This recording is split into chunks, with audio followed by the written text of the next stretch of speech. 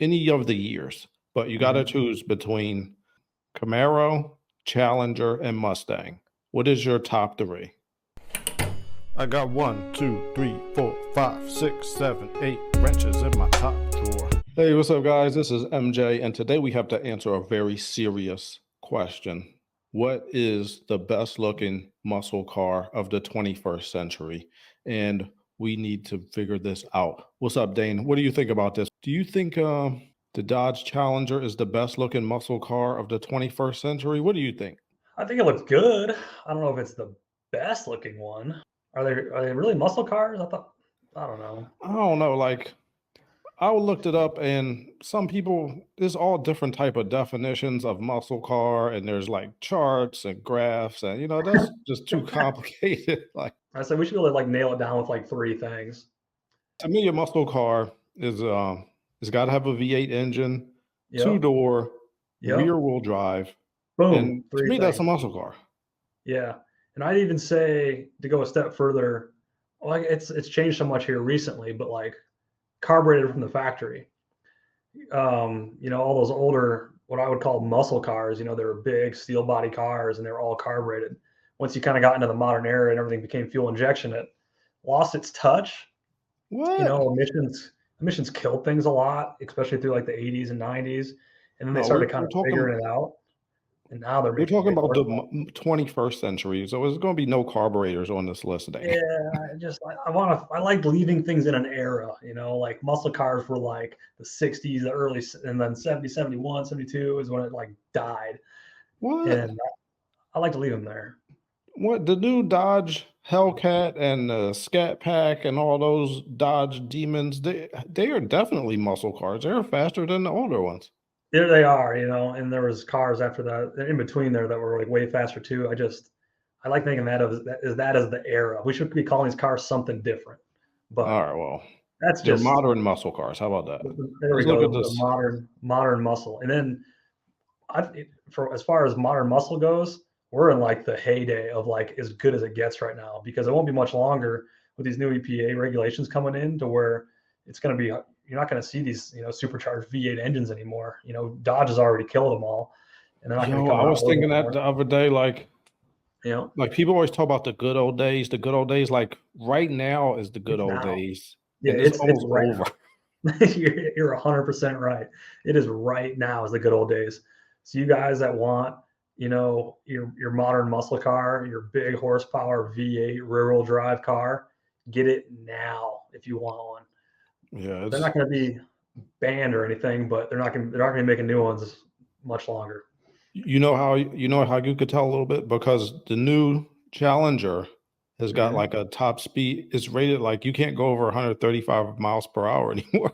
Yeah, guys will figure out how to defeat that, but yeah, those safety there's more safeties, more nannies, more fuel mileage restrictions. It's going to start killing the muscle car again. All right, so let me look at this article real quick. This is from Yeah. Car Scoops. If you want to check it out, the link's in the description. All Hmm. right. So this says a few weeks ago, we asked you to pick up the best looking muscle car of the century so far. To put it simply, after a couple thousand of votes, the Dodge Challenger dusted every other option on the board. Let's talk about why you love it and what other cars nabbed spots 2 through 5. All right, let me Hmm. see this one.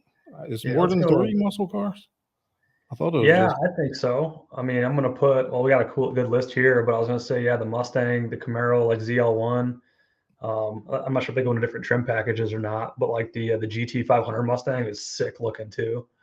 These are the same car. How are these a different list? They got the Dodge Challenger, the Oh, Mustang, the Camaro, and then a different Camaro, and then a different Mustang. they're going These by are all the body. same car. There's Yeah, three well, cars. it's different generations though. That's what they're going on. How they're separating them. All right, well, look. Let's just for this show, we're going to answer this question. Yep. Top three. You could pick any of the years, but you got to Hmm. choose between um Camaro, Challenger, and Mustang. What is your top three? Oh, I'll go with the high level trim packages because I feel like that makes the most sense. Like the ZL1 Camaro, the Hellcat. or Challenger, and then the like the GT Mustang, the high trim package of the GT 500 Mustang. Yeah, between those three, because there's also the base models. I don't think the base models count. No, But don't worry about all these different base models in different years. Just yeah, 3 picks. So you just got three. the Camaro #1, best looking. Yeah, going on just looks alone. Yeah, I go Camaro #1, ZL1 for sure. That because that trim package has got the arrow and everything else. And then it's a coin toss between the Mustang and the Challenger for me. You have to pick. I don't want to pick. I'll go with the. It's a non-appearance thing, but I'm gonna go with the Challenger just because I like the Hemi engine a little bit more. Okay, all right. I like that. I would have to go #1. I do think the Challenger's #1, Mm-hmm. and then I would give Mustang #2, Mm-hmm. and then Camaro. Let me tell you why. Oh boy, you're killing me. This is why. The Challenger, when they I remember when all 3 of these first came out, right? Yep. It seemed like the Camaro was the best looking one. Mm-hmm. Like that's just all me and all my friends, we all thought the same thing. The Camaro just looked amazing. But when I actually drove one and sat in one, like I started not to like it because it was so awkward to drive in. And I've actually driven the Mustang too, and it is so comfortable. But I just think the look of the Challenger is barely changed the whole time it's been out. Like it's hardly any refreshes. It looks basically the same, but the looks I think have held up. When I look at the Mustang, Mm-hmm. they've updated it throughout the course of its lifespan, and I think it keeps looking better every time they update it. Mm-hmm. But the Camaro, it barely looks much different than when it came out. And right now, I have to say, I think it looks so dated. It just looks stale. It looks like something from the 80s that isn't cool anymore. And that's what it looks like to me now, even though it looked great when it came out. See, yeah, I didn't when they first came out with that in 2010. I think that was the year, right? Was 2010? Yeah, around there. Yeah. I wasn't a huge fan, to But the be honest. Camaro? The Camaro, it was like it looked okay. It came back. I liked the one before that a lot more, like the 2000, 2002. And then Really? once they went to the the new body that they have now, then I was like, holy shit, that thing looks good. I actually almost bought one. It was a 1LE SS, so it was V8 with the 6-speed manual, SS with the better suspension package on it. And they had a deal that they were running. Was it right around 2018, where those cars just weren't selling very good, and they had them marked way, way, way down. It was original MSRP was like $6,500, and there's one for sale for 40, brand new, still on dealer showroom floor. And the sticking point, this is going to sound petty, was I didn't want the tires that were on it because they came with like a racetrack tire. And I was like, I'm going to drive this thing all the time in the rain, like put good tires on it, just switch them out. They're like, well, you can buy new tires. I was like, no, just take those $2,000 tires off and give me a set of $1,200 tires and we'll just call it a wash. Yeah. And they wouldn't do it. So I was like, yeah. So I was like, screw you, I'll keep my money. I was about to get a Challenger one time. I was like close to getting it, but I did have a Mustang at one point, but it was a V6 though. I think you saw it though, right? Oh yeah, I remember that car.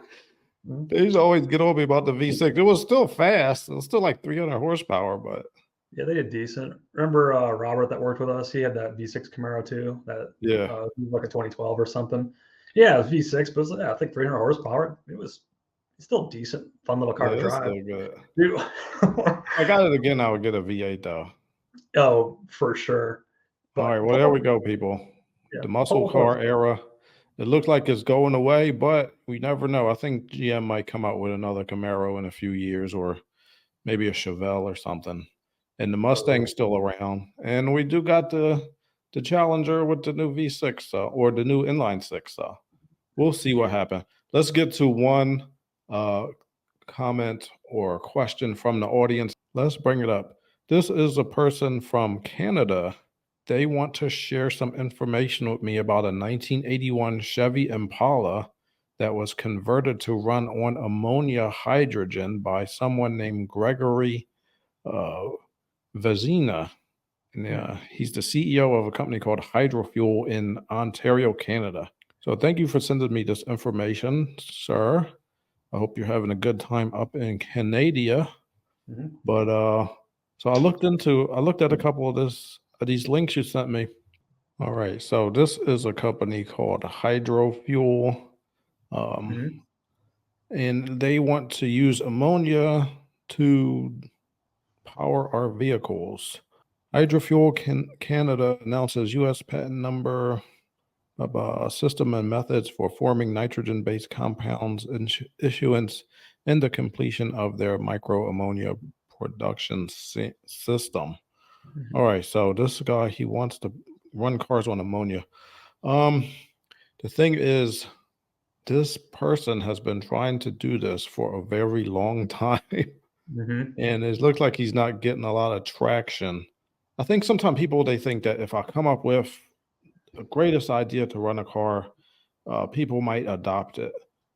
And it looks like he went to like the media to do this first. But if I were him, I would try to go to like the chemical companies first to see if they could get on board with this and actually be able to make money from it. You know what I'm saying, Dane? Like if this isn't going to make money, nobody's going to get behind it. Right. Yeah. First, it's got to work. Second, it's got to be scalable on a mass scale. You know, you think about how many, billions of barrels of oil is pumped every day. You got to be able to scale up and match that. And that's a problem that hydrogen has now, is the distribution, the refueling. Like, you can get it put into places, but can you do it on a mass scale? There's a huge hurdle that needs to be overcome there. That's why it's so hard to get away from fossil fuels, is because they're so simple. There's all this infrastructure already built around it. It's so easy to use. You make a lot of power, from one little molecule. Can you make more power with other molecules? And sure, but they're harder to handle, and that's the thing. And I'm not sure what it takes to make this ammonia hydrogen,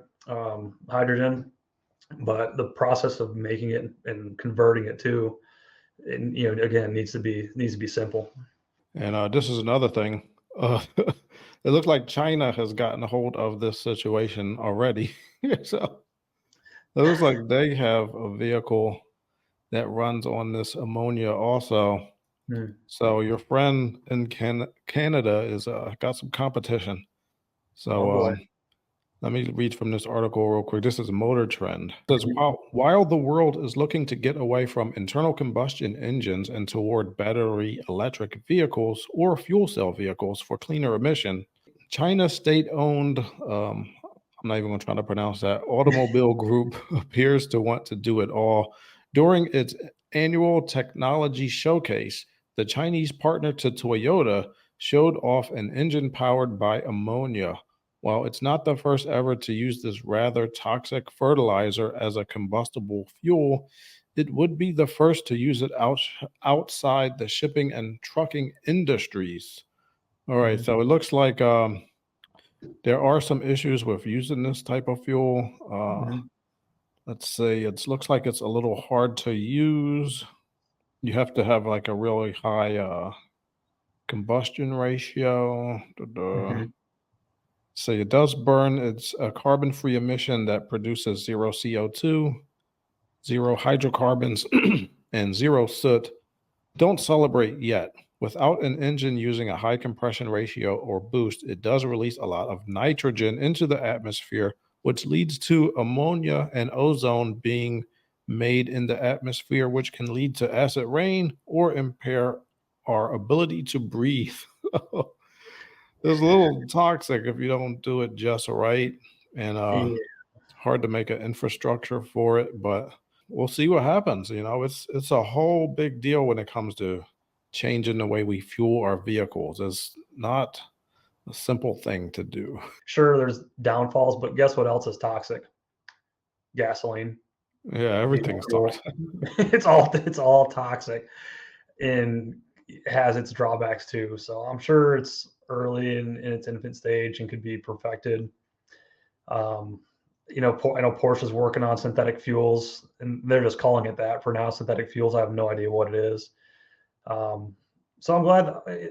I'm glad we're seeing this. I'm glad we're seeing alternatives to fuel, and to keeping internal combustion engines alive. I don't think they're going to die anyways, but They I ain't like that going we're nowhere. seeing. Yeah, I like that we're seeing more options.